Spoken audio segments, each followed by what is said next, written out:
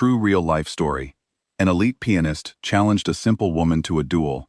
He regretted it the second she started playing. A story of hidden talent, quiet dignity, and a very public lesson, my knee.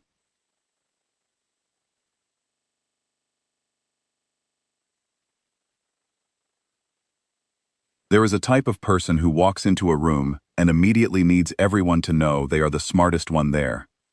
You have probably met someone like that, maybe at school, maybe at work, maybe at a family dinner where someone just could not stop talking about how much they know. This story is about one of those people, and what happened when he picked the wrong woman to embarrass.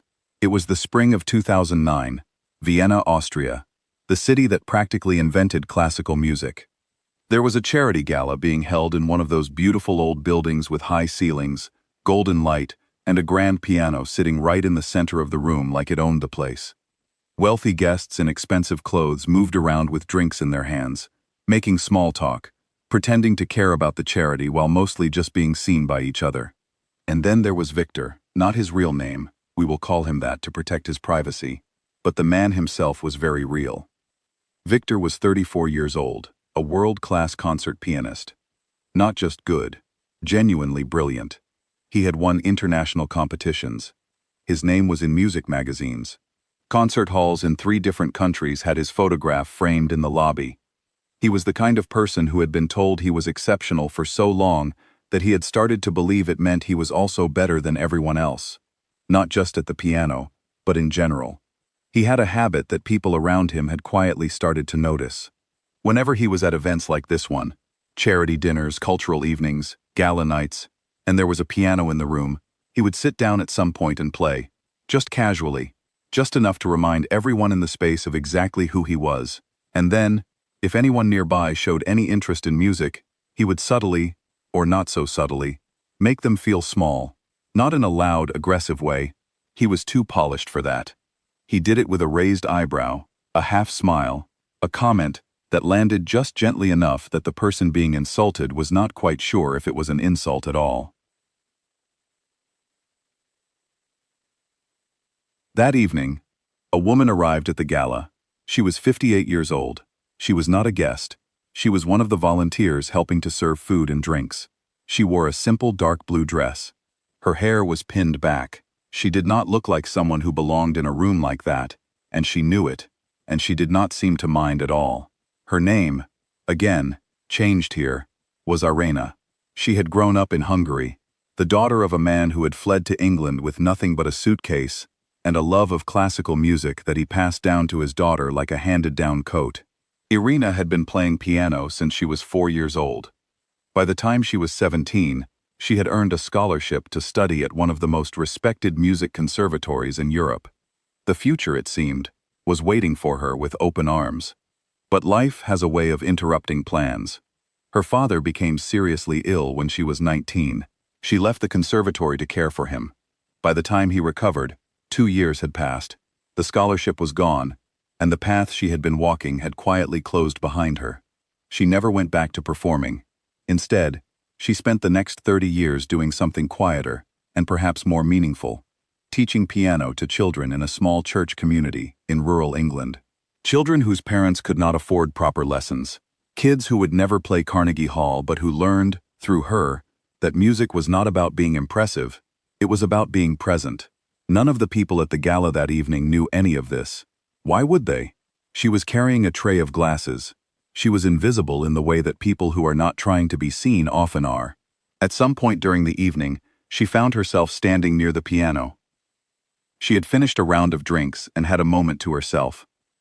Without really thinking about it, she rested one hand gently on the side of the instrument, the way you might rest your hand on the shoulder of an old friend you have not seen in a while. Just for a second. Just a small, private moment. Victor saw it. He was standing about 10 feet away with a small group of guests, and he caught that gesture out of the corner of his eye. He turned. He looked at her. Really looked at her. The way certain people look at someone they have already decided does not belong. And then he did what he always did. He made a joke. A light, easy, throwaway comment directed at the people around him, loud enough for her to hear, about whether the catering staff were now also planning to give a recital. The small group laughed. One of them glanced at Irena, with the specific kind of embarrassed smile that people give when they find something funny, but feel slightly guilty about it. Irena did not react. She did not blush. She did not apologize. She looked at Victor calmly, and said quietly, "That she used to play, yes." Something about her tone, the complete lack of defensiveness in it, irritated him. He had expected embarrassment. He had expected her to shrink a little, look down, move away. That was how it usually went. Instead, she was just standing there, calm, unbothered, like she was waiting for a bus. So he pushed further. He smiled. The charming, dangerous kind of smile that people like him have perfected over years of getting away with things. And he said, "Well, why not play something then? Go ahead." He gestured at the piano with a mock generous sweep of his hand. "Play us something." He would go after her. They could make an evening of it. More laughter from the group. A few other nearby guests had turned to watch. Someone nearby had a phone out. Victor was performing now, and he knew it, and he was very comfortable performing. Irena looked at him for a moment, then she looked at the piano. Then she set her tray down on a nearby table, very carefully, and she walked to the bench and sat down. The room did not go quiet all at once. It went quiet in stages, like a wave moving backward through the crowd. First, the people closest to the piano stopped talking, then the people near them. Then, one by one, the whole room began to notice that something was happening, though no one could have said exactly what. She did not play a simple piece. She did not play something safe or short, or designed to impress a room full of people who did not know much about classical music. She played Ravel, Gaspard de la Nuit. If you do not know it, look it up. It is one of the most technically demanding pieces ever written for the piano. Professional pianists, real ones, the kind who have spent decades studying, sometimes describe it as genuinely terrifying to perform. The third movement alone has passages so fast and so complex that even experienced musicians have nightmares about it. She played it from memory. All of it. Within the first 30 seconds, Victor stopped smiling. Within a minute, he had taken a small, almost invisible step backward, like a man who has just realized he is standing much closer to the edge of something than he thought. His hands, which had been loose and comfortable at his sides, were now very still. The room was completely silent except for the music, not the polite, slightly bored silence of people waiting for something to be over, the real kind. The kind that happens when a room full of people all stop thinking about themselves at exactly the same moment, because something has pulled their attention somewhere else entirely. It was not just that she was technically flawless, though she was. It was something harder to describe than that. There was something in the way she played that made the music feel like it was not being performed, but rather remembered. Like she was not showing anyone anything. Like she had simply sat down and opened a door, and the music came through on its own. One of the guests, a woman in her 60s who had attended hundreds of concerts over the years, said later that she cried and could not explain why. Another guest, a music professor who happened to be there that evening, stood completely still with his drink halfway to his mouth for the entire performance.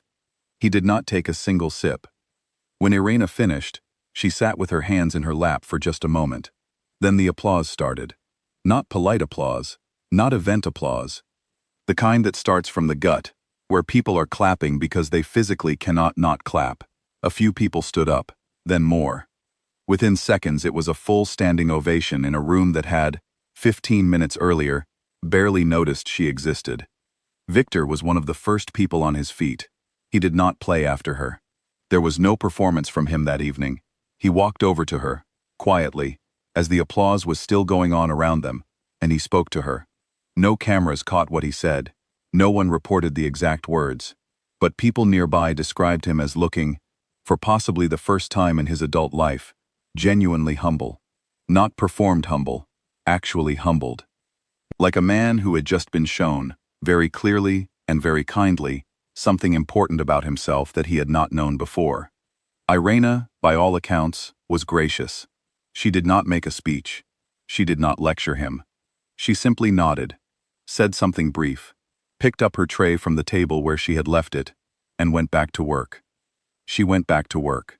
That is the part of this story that stays with you, if you think about it long enough, after a standing ovation, after reducing a room full of people to silence. After playing one of the hardest pieces in the classical repertoire from memory, at 58 years old, in front of a world-class pianist who had tried to embarrass her, she picked up her tray and went back to carrying drinks. Because that was the job she had come there to do. And she had never needed anyone's applause to know who she was. Victor gave an interview 2 years later, in which he spoke about a moment at a charity event in Vienna that had, in his words, changed how he thought about music and about people. He did not name her. He did not give details. But he said that he had heard someone play that evening who reminded him why he had fallen in love with the piano in the first place, and that it had made him deeply embarrassed about the kind of musician and the kind of person he had been allowing himself to become. Back in England, in a small parish hall, Irena continued teaching piano to children who could not afford lessons. She never recorded an album. She never played a concert hall. Her name never appeared in a music magazine.